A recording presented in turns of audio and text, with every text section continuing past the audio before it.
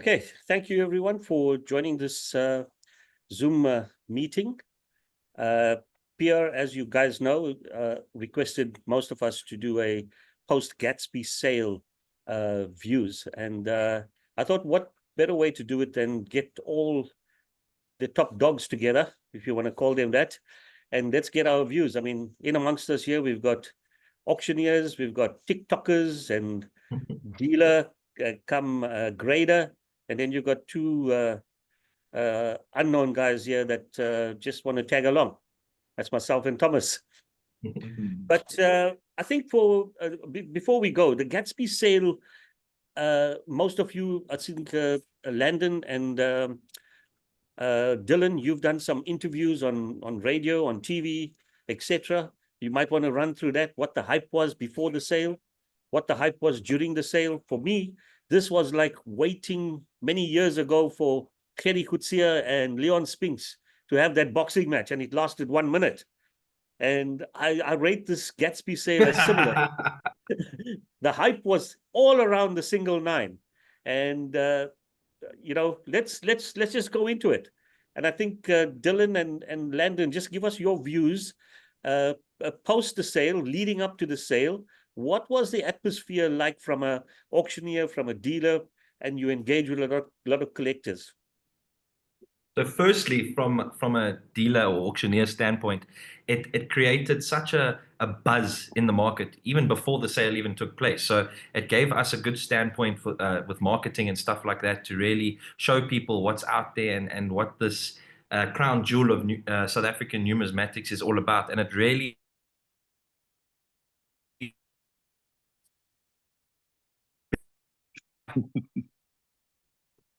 Really? people are willing to spend on ZAR coins and in the public. We never thought we'd get the opportunity to see the single nine even come up for sale, let alone watch the sale live like that.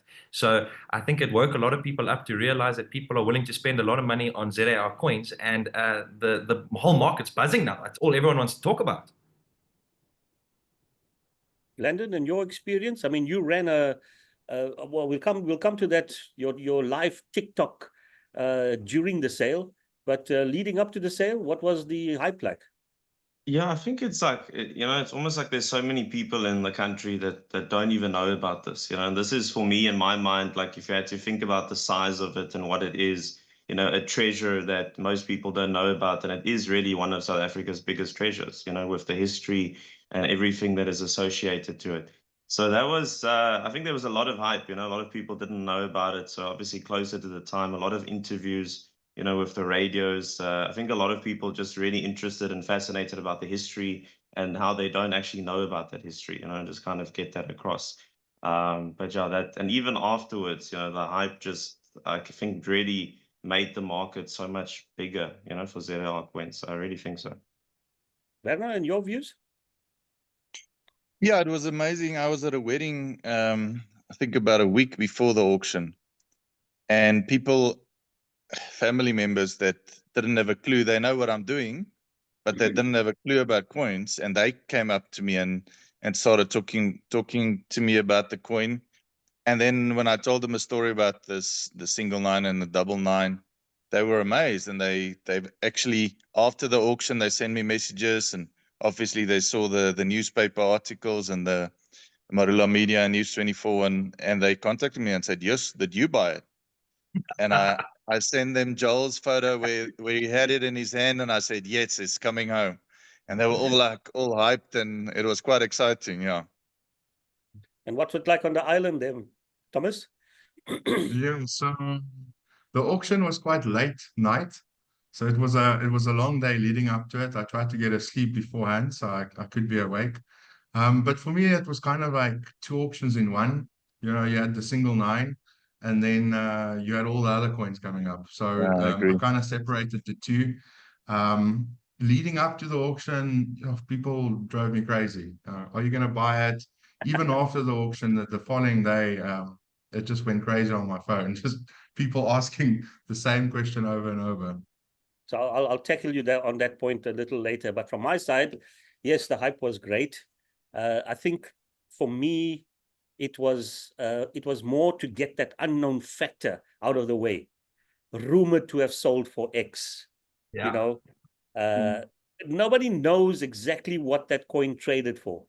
This auction gave the world and South African numismatics and the numismatists an idea of exactly what that coin sold for. And I think, Thomas, there were a lot of speculation, and not only on the single 9, which was the crown jewel of that auction, but you ran a poll to determine how much that coin would sell for. And when you looked at that poll, a lot of guys, results. It was a gap that was this big, you know? Yes. Yeah. So Anthony, just on that point, I have to say congratulations to you, as well as congratulations to Joel Potgieter and John Watson. So you three actually guessed the right price. But for me, with regards to the single 9, the sale entrenched itself, the coin, into world numismatics. You know, we kind of always knew it was the top South African coin, but I think after the sale, it's all of a sudden it's part of, you know, world numismatics. And I would love to see eventually the path this coin follows. And I'm sure that there's, as NGC also mentioned, they did a hell of a work in marketing this coin. And I think you're going to see the trend continue going forward with regards to the price, because of these trophy hunters out there in the world, you know, looking just for these #1 coins. They might not be a collector of ZAR, but they would be a collector or a trophy hunter. And I think the single 9 has taken its place there with the top in the world. So let's get into the auction now, okay? And the way I did it, I mean, it was like I said, waiting for Gerrie Coetzee and Leon Spinks. I screen mirrored my iPad to my big screen TV, sat down and relaxed, and I watched it there with proper sound. My neighbors who visited were engrossed in it as well. But the sale on a whole, I mean, we've seen some choice ZAR numismatics come up for sale there. Leaving the single 9 out for now, what are the other coins that stood out for you? Well, if I can start, there's quite a few that stood out. Some of them achieved really high prices. Some surprised me. I would say obviously the Proof Pond, the 99, the Coarse Beard 65, the 2 Orange Free State crowns. They were probably, you know, top on the list, except the single 9. And then obviously there was a beautiful Sammy Mock Sticky, which was probably one of the best buys on the night as well. That was an MS63, right? MS63, yes, sold for, I think 440,000. Yes, 440,000. Right. But the auction went extremely quick. Yeah, it was very, very quick. It's almost surprisingly how quick the auction went. And trying to do, you know, the conversions back to rands, I only realized halfway through the auction I can actually set the screen to South African rands. But it was really difficult to keep track of the auction. So I think they might have achieved better prices if they just spent 30 seconds to a minute longer per lot, because they jumped so quickly. And there was no, I think that the coin spoke for itself. But I mean, normally if you look at Dylan or even Chris Webb at Noonan's or anybody else, they talk a little bit about the next lot coming up and put a bit of hype, and then they wait. I mean, Landon waits 2 minutes before he says sold. But I mean, I think they could have maybe 10%, 20%. They could have achieved higher prices if they just waited a bit longer. I completely agree. You know, they were averaging 2 lots a minute. They don't do any lot descriptions either. All they said is, all right, lot number 3, open the bidding. And if they gave a couple extra seconds, last call, fair warning, and sold. And the thing is, those coins weren't cheap. You know, every single bid sitting at like increments of between $2,000, $5,000, and $10,000 increments. Getting one more bid in makes a big difference on the price. And they were super fast. But maybe that pushed people to bid stronger and bid faster and do a little less thinking on the night. But I don't know.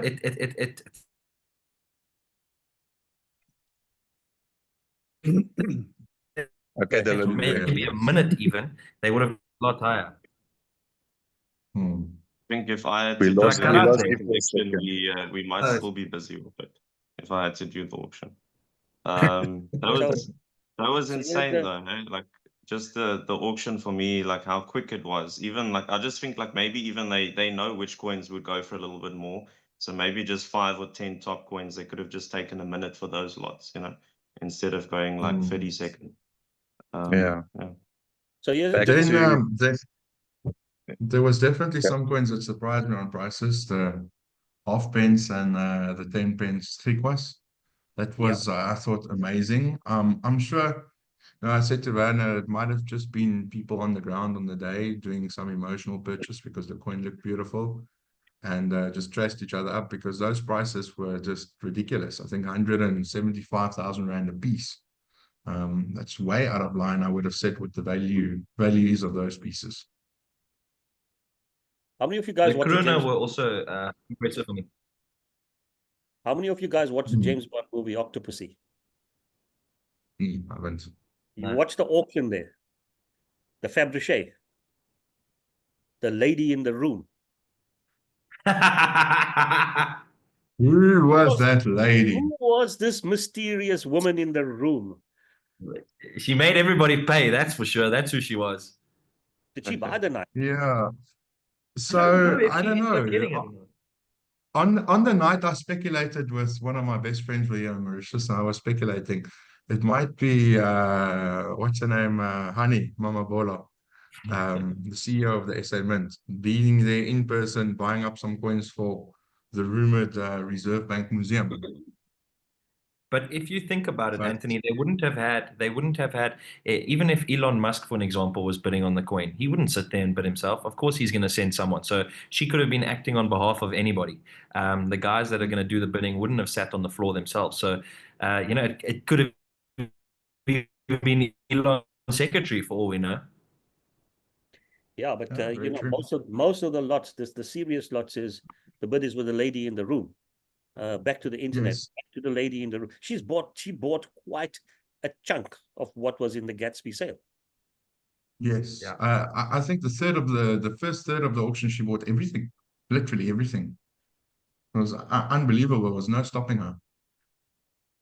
So here's some prices that I wrote down. Okay, Gentlemen, you mentioned the OFS Kroon, the one with the counter stamp, sold for 1 million. The copper one, which probably unique, 1.25 million. You had the 1892 proof penny, 65 red. I thought this was a cheap bargain. coin, 332,000. That's a very, very good buy because I know James paid more than 600,000 rand for that coin. Now here's a surprising coin, 92 sixpence, proof 66, sold for almost 250,000. Must have been a crazy person bidding on that coin. Yeah. Okay. So, yeah, just to put it out there, the penny, the tikkie, and the sixpence I bought to fill up the 92 collection. The 92 2 and 6, proof 65, cameo. Wow, sold for 421,000. That's an high. amazing price. Yeah, so just to interrupt you, Anthony, I think the ZAR 1892 proofs did very well in general because they're struggling at the moment. Well, they have been over the last few years. So those did exceptionally well. And he had 2 half crowns. He had one PCGS and an NGC one. Right. And So yeah, the 1892 copper half a crown, AU58, disappointing. 401,000. Yeah. Can you remember So, what it sold for on the Hills collection? No, I have no idea. Can't yeah. remember. So Anthony, that was a tough one because there's a lot of stories behind it, and even NGC, not NGC Heritage mentioned it struck from official dies, but the sister of that coin being the gold in the Oxford Museum, those 2 coins were definitely not struck from the official dies. There's no ways it came from the official dies. It's a different coin. So I'm not sure about the 100% the pedigree and the story behind the coins. but surprisingly, still a very high price for something almost unconfirmed. Mm. While we're on that, what do you think of the silver Kruger? Yeah. Yeah, I didn't take the price on. What did it sell for in the end? Half a Wink. million. Yeah, about 480,000. Oh, Yes. Yeah, so I know one of our fellow Western Cape members has two. I was completely gobsmacked. I've got one a different date, but I mean, I can't believe somebody would pay that for a silver Kruger. Mm. Was it? But I then think also we you should have make some Kruger more. collectors worldwide. and then Yeah. there were two top pops there. The 93, Most collected bullion in the world. the 1893 £1, which was a MS65, sold for 443. The 1895 Pond, MS63, 343,000. They're not standalone; they shared. Mhm. Good prices. I understand both of those coins are also on its way to So South Africa. the coin that really surprised me had nothing to do with ZAR, but a Kruger Rand. What do you guys think about the end price for that Sabi counterstamp Kruger Rand? Crazy. Crazy. 625,000. Again, the Kruger Rand collectors internationally, the market's so big for them. I was also surprised in a way with the Chamber of Mines, the Afrikaans Chamber of Yes. Mines. I think it sold for 175,000. That's a serious insane. price for that coin. Yeah. I mean, they were selling them at gold price not too long ago. Sold my grandpa's ones just over bloody gold price, man. I mean, that Sabi counterstamp, I think Randburg had one for sale a few years ago, a few months ago, whatever the case may be, for like 80,000 or something. I sold my last one for 110. I think I've had about 3 or 4. But the Chamber of Mines, I've had probably 20 of both languages. Sold them for gold price. Nobody was buying them. But don't you guys think when the auction has so many like top items and everyone's there, that the lower items or the mid to lower items sell for more than what they should, just because of that? You can Yeah. say that, but then again, there was some really good silver and pawn buys on the night as well. Almost like no one was interested in them, because on any normal auction they would have been top coins, but just they didn't even feature in the Gatsby sale. Again, I think with the Chamber of Mines, it came down to the marketing that Heritage did. You know, the connectation to the Kruger Rand and just the market of Kruger Rand collectors across the world being so much bigger. They just captured 2 emotional bidders on the night, chasing it up to 175,000 Rand. Yeah. Yeah. But even amongst the jewels on the night, there were a lot of coins in there that went quite cheaply. I mean, if one really paid attention, I mean, I managed to get a few of the Gatsby sale as well, which I thought were reasonable prices. They came to my home last Are they week. for sale, Anthony? No, they're going on auction. I just bought my first Gatsby coin yesterday in the market. So I was offered a coin that was sold in the Gatsby auction by one of the dealers locally. So yeah, I missed it on the night. Hey, I'm not going to tell you. Oh, it's a 96 Pond MS62. Gatsby coin. Okay, I think have we learned anything from this auction? I mean, I've learned that sometimes it pays to put your coins on auction because you've got a wider audience. You've got like we said, you get 2 crazy bidders, you're going to get high prices. I was surprised at some of those Strachen tokens, how much they were selling for. I mean, some of them went for stupid prices, you know. Oh, they really So did. I think, I would have loved to know, Anthony, what would have happened if this auction took place in South Africa? yeah, you would have been bidding in Rand value. Definitely. But what big difference do you think it would have made? Obviously, there's some certain buyers would have participated which do not participate on the international auction, but then the crowd is It, so it, much less. it might have made a difference for the serious South African collectors, but then again, how many serious South African collectors do we know that has the capacity or the wallets to pay that? I'm quite certain most of those coins were bought by Europeans and Americans because of the dollar price. South Africans had to think twice because of the 20%, and then we won't talk about the customs and the VAT on it. Yeah, and also your discretionary allowances, paying for that item abroad. It does make it more difficult. So, yeah, it's interesting you say that. So where do you think most of the coins ended up, like the Orange Free State crowns, the 99, single 9?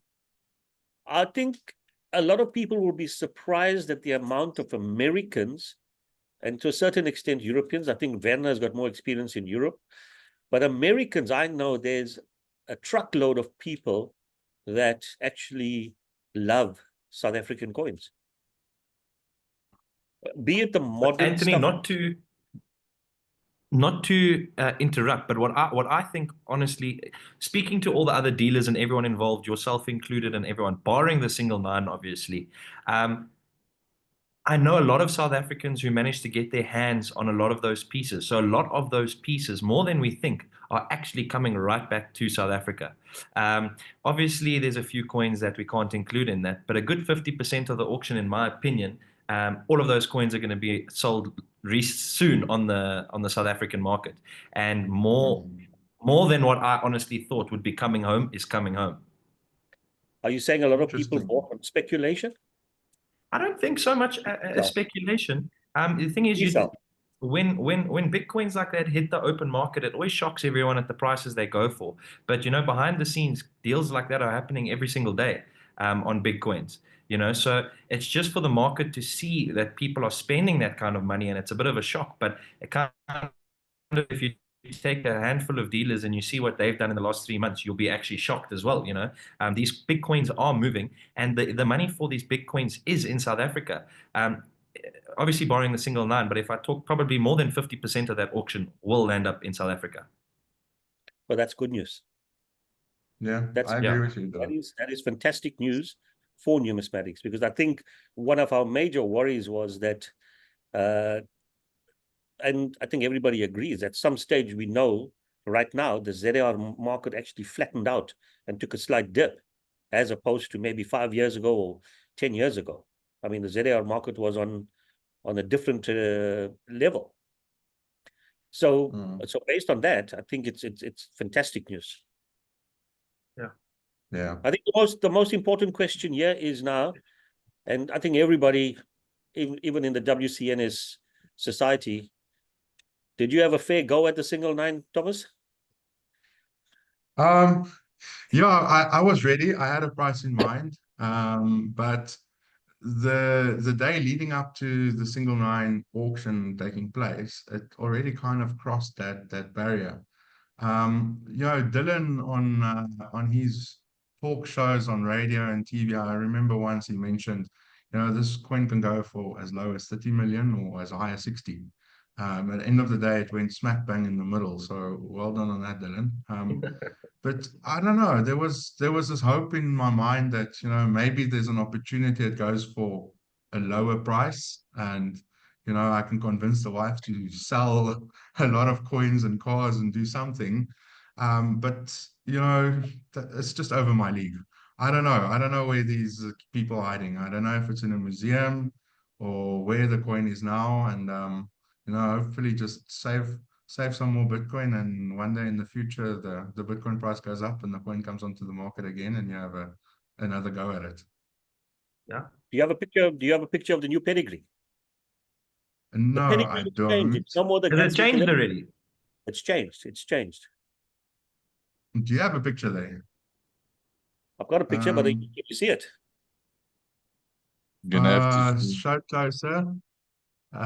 Macro monogram X Farouk Vrolijk Kraai Gatsby. That's nice that they kept the. I really like that they kept But all the that is pedigree. cool. So hopefully So the that's people all. that own this coin going forward keep up with the Yeah, Yeah, I don't. it's in New I just Zealand. for a second Stays on thought, coin. Anthony, I could help myself, but for a second when you held it up there, it looked like almost you held the single nine in your hand, showing You have us the something to coin. tell us. yeah, I wish, I wish. Yeah, it's amazing. Within a month, it's changed pedigree. It's back to the original pedigree of CE Markram, M monogram. Much better.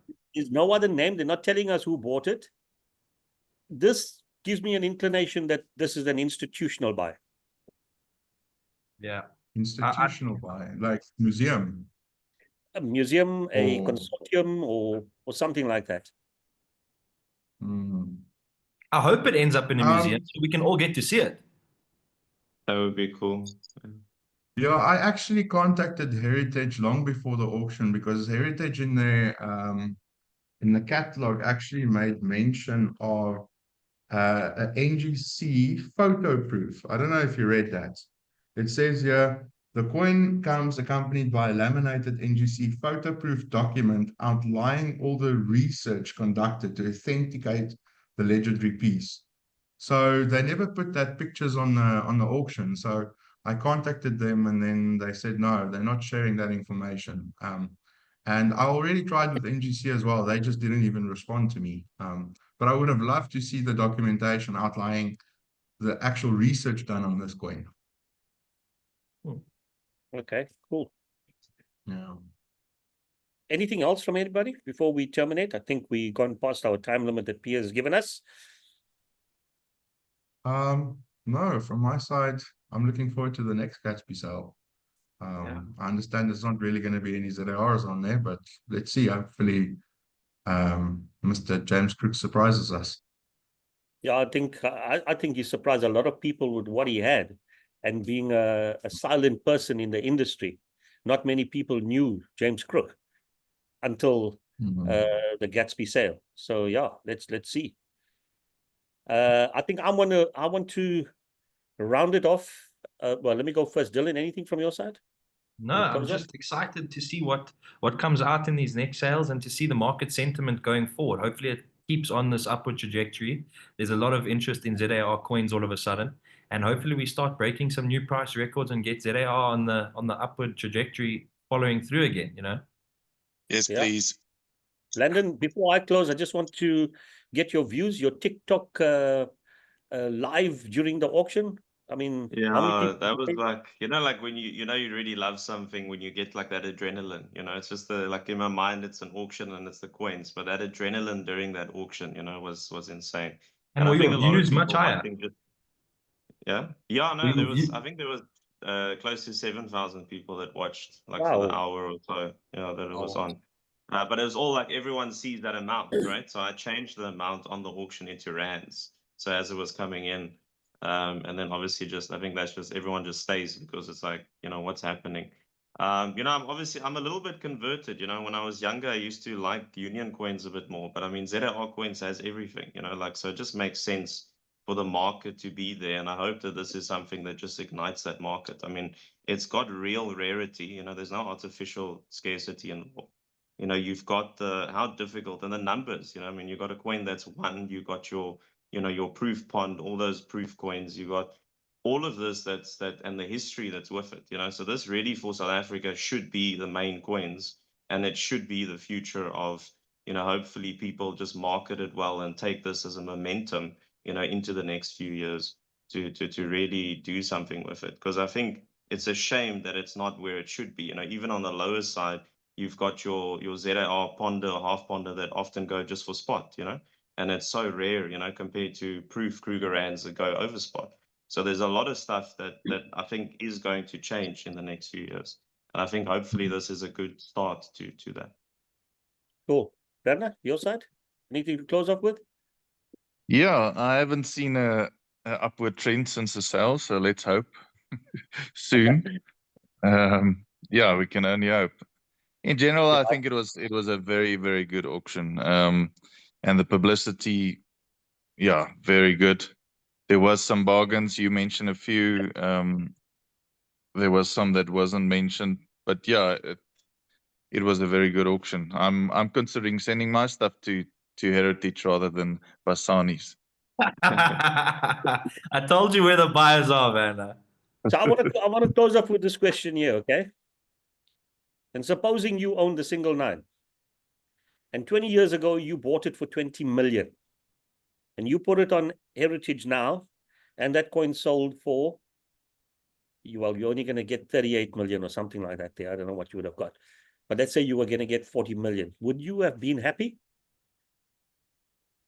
So, yeah, Anthony, I don't think it was a great investment, and I don't think that coin sometimes is bought as an investment. Although I must say, you mentioned a consortium, and I was, hoping it doesn't end up in a museum. For now, I want to have a shot one day at it, hopefully. But I did notice that on the Heritage site, the single 9 is actually for sale. I'm not sure exactly how it works.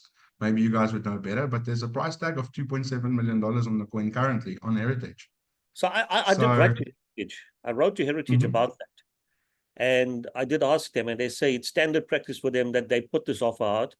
But where the coin sold to where that offer is a huge gap. I mean, it's massive.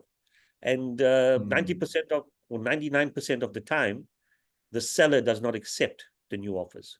Okay. All of the coins you can make an offer. So it's not actually for sale.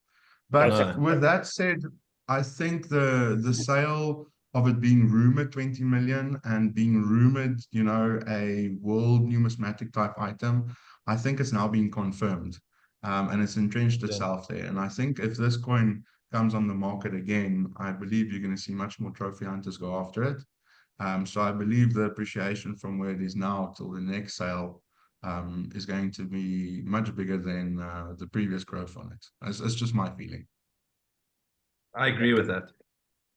How many people do you know that has 60 million to spend on a coin? Well, You won't know them out loud, but they exist. I think there's quite a few trophy hunters out there in the world. Yeah. Just to add, the most expensive British coin sold for just over 100,000 more than what the single 9 sold for now. So just in terms of dollars, and then just in terms of the whole world, that's non-American coins. This is a top 5 coin, right? That's not an American coin. So just from that perspective, you should be happy with the price. But if 20 million Rand was the original price in 2010, and you had to put that in dollars, that's over $4 million, right, in 2010, where this now was just over $2 million. So if whoever bought it, let's say hypothetically bought it in dollars versus rands, that obviously also makes a big difference with that. But yeah, it's not, I don't think it's about the price. It's just about owning a coin that with that history. I don't think the price is that significant, even though it looks nice. I just want to hold the coin in my hand. I don't know who's the list of South Africans that has handled the coin that is still alive. And I don't know, Anthony, you've never handled the coin? Yeah. Yep. So probably handled it. 2 people. I only handled it last week. And maybe Fivers. I don't touch coins with graffiti on it. Okay. No, but on a serious question now, do you think Brian Hearn, Cliffy, have they handled the coin? I don't think any of those guys did. Only Jan Kraai. Yeah. Well, He's still Jan alive. Kraai Senior is not. No, Jan Kraai is not. Okay. No. Maybe he handled his dad's coin. I actually got a very funny story from Jan. He said years ago he was going through the safe with his dad, and they couldn't find the coin. And they had gone through everything in that safe to find the coin, and it was gone. So Krai's father, Jan's father, was stripping his moer and didn't know what to do, where this coin was. So Jan said, "Dad, relax. I'm going to go into the safe." And he found a little tissue paper, and it had a gold pond wrapped up in it. So he says he took the coin out and very carefully put it out like this, and it was the single 9. So they personally had actually lost the coin in their own safe. Oh, sure. Okay, guys. Well, thank you very much. We're going to have to wrap this up. I think we're going to have more talks like this here, which I'm going to set up based on the document that I did. And thank you again for joining. And I hope the guys in Western Cape enjoyed our views of the post Gatsby sale. Until we, Yeah, and enjoy the AGM, guys. yeah, thank you. Enjoy. Nice to see you Yes. guys. Cool. No Thanks, doubt. guys. Bye-bye. Cheers.